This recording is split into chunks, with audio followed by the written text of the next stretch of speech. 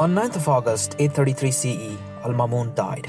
Usually, with someone like him, a powerful and stable ruler, he would expect his son to succeed him. His son was indeed a great military commander. He had the competency, but he didn't succeed Al-Mamun. Al-Mamun was instead succeeded by his brother, who came to be known as Al-Muqtasim, and there was one reason behind this: the Turkic mercenaries.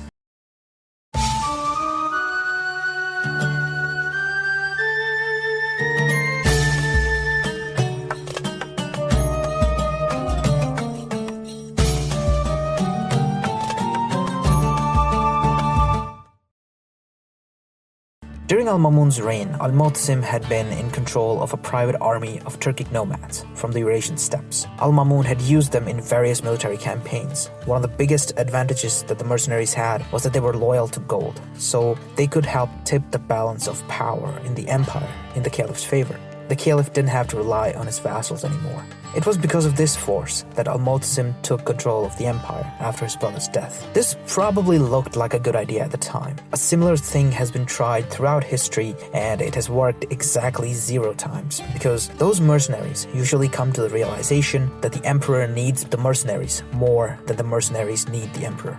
The Turks started taking over the establishment. This broke up into many conflicts with the older Abbasid bureaucracy, and Al-Muqtasim even founded a new city, Samarra, and took his Turkic establishment there. Turkic influence kept growing even after Al-Muqtasim's death in 842 CE. Al-Mutawakkil tried to get rid of them. He even had 2 of the most powerful Turkic generals arrested, but the Turks, along with his son who was angry at not being the heir apparent, plotted his assassination and eventually killed him in 861 CE.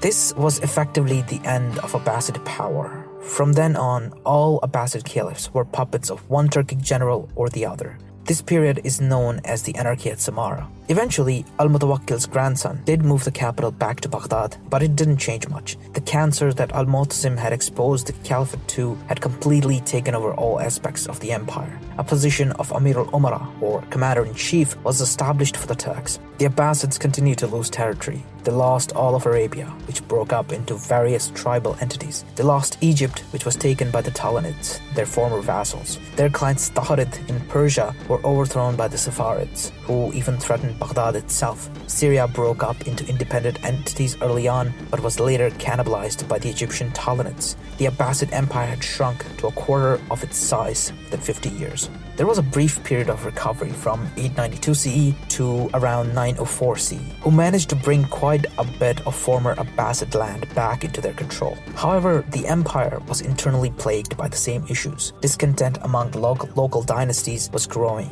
During the next 40 years, the Amir al-Umara kept installing and deposing caliphs. Abbasids kept losing and gaining territory. Instability was at its worst. The Caliphate even alternated twice between the same 2 caliphs for a while. Former Abbasid vassals that paid lip service to the Abbasids kept growing in control. Eventually, in 945 CE, a dynasty from Daylam defeated the Abbasid army under the command of Tuzun, the Amir al-Umara, and marched on Baghdad. For the first time in 300 years, the caliph was a vassal of another ruler. The Buyids replaced the Turkics as the puppet masters. They became the protectors or sultan of the caliphate. The caliph usually kept control over the capital city of Baghdad. This was usually done with the help of a certain group of ruffians called Ayarun. These were a class of warriors which served as local gangs, taking advantage of the increased instability due to the Shia-Sunni tensions. These Shia-Sunni tensions had been fueled by the rise of the Fatimids in Egypt and North Africa. By 970 CE, they had taken over Egypt, making Cairo their capital. A lot of people in the Abbasid realm had sympathies for the Shias. Also, the Buyids were Shia themselves. At this point, the Shias weren't exactly an entirely different sect as it is now. It was mostly just a political division. The faith systems themselves weren't very different. It would have been nothing out of the usual, except the Fatimids also called themselves caliphs. The rightful ones, since Shias believe the caliphate should have stayed in Ali's descendants, and the Fatimids claimed descent from Ali and his wife Fatima, Muhammad's daughter, from whom they got their name. The Shia caliphate was doing great at a time the Sunni one was in decline, so naturally a lot of people were starting to align their sympathies with the Shia caliph. So the Abbasid Caliph Al-Qadir published the Baghdad Manifesto. It was basically like a medieval birther movement. the Caliph got many genealogists and scholars to prove that the Fatimids were indeed not Fatima's descendants, but rather, in a shocking twist, were descendants of a Jew, which were considered an enemy of Islam itself. Meanwhile, the Fatimids were like, "I'm sorry, I can't hear you over the sound of my armies conquering Syria and Palestine." Meanwhile, in the year 1040 CE, an august Turkic clan from the Eurasian steppes had just defeated the Ghaznavids in the Battle of Dandanakan. In 1055 CE, Toghril Bey captured Baghdad from the Buyids, some say on the request of the Abbasid Caliph himself. Toghril Bey's brother, Chagri Bey, married his daughter, Khatun Khadija, to the Caliph. This was done in the hopes that the Caliphate and the Sultanate would merge through their son. This didn't work out. Another Sultan later tried the same with his daughter, but that didn't work out either.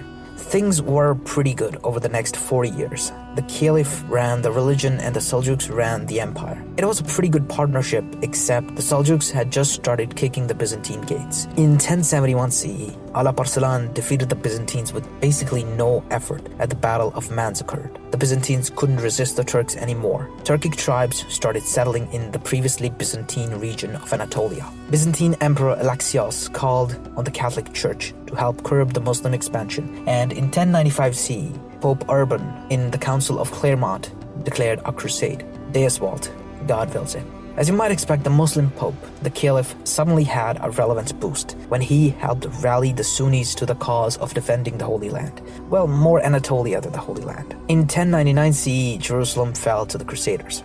Over the next 50 years, the relationship between the Abbasids and the Seljuks fell apart because the sultans thought the Abbasids were interfering too much in matters of the state. The empire itself wasn't stable. Many princes and other Turkic dynasties around the empire were contending for the throne. It was the time for the Abbasids to take advantage of this. In 1125 CE, Al-Mustarshid was powerful enough to build an army and rebel. However, his rebellion didn't go far.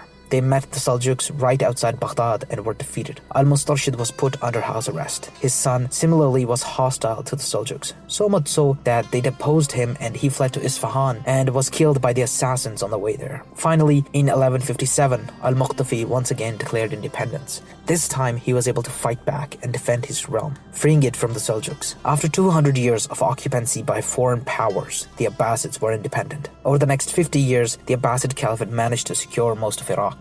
However, the worst threat the Caliphate had ever faced was coming. A force unlike any the world had ever seen took over most of Eurasia. By 1227 CE, the year of Genghis Khan or Genghis Khan's death, the Mongols were standing on the gates of Persia. They had taken over most of China, the Eurasian steppes, Khorasan, and even Persia. They had defeated the once mighty Khwarezmid Empire that had filled the vacuum left behind by the Seljuks. In 1258 CE, Hulagu Khan laid siege to Baghdad, the heartland of the Islamic Golden Age. Hulagu had demanded submission from the Caliph, which the Caliph ill-advisedly refused. Hulagu sought to make an example out of the Caliph for this insolence. According to some sources, Al-Mustasim didn't think it was an invasion and rather just another raiding party, many of which the Caliphate had pushed back. On January 29th, the siege of Baghdad began. The Caliph reportedly neglected to put a proper force together or reinforce his city's defenses. Not that it would have made any difference. According to some sources, Hulagu Khan asked for all of the city's elite, the aristocracy, the scholars, the engineers, and the bureaucracy,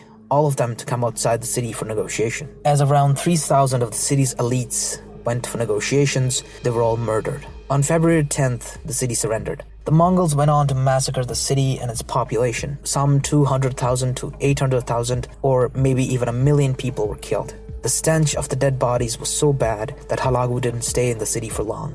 The survivors said that the waters of the Tigris ran black with ink from the enormous quantities of books flung into the river, and red from the blood of the scientists and philosophers killed. The city was so thoroughly destroyed that even today no signs of the core city, the circular city of peace, have been found. The Caliph was killed. The Mongols feared spilling royal blood, so he was rolled up in a carpet and trampled by horses, the end of the Abbasids in Baghdad. However, one of the Abbasid princes was given refuge by the Egyptian Mamluks. He and his descendants held the title of the Caliph, only in name, for the next 300 years. In 1517 CE, the Ottoman Sultan Salim Yavuz invaded Egypt and took the title of the Caliph for himself. Almost a millennia after Muhammad's death, the title of the Caliph went to someone outside Muhammad's tribe, the Quraysh.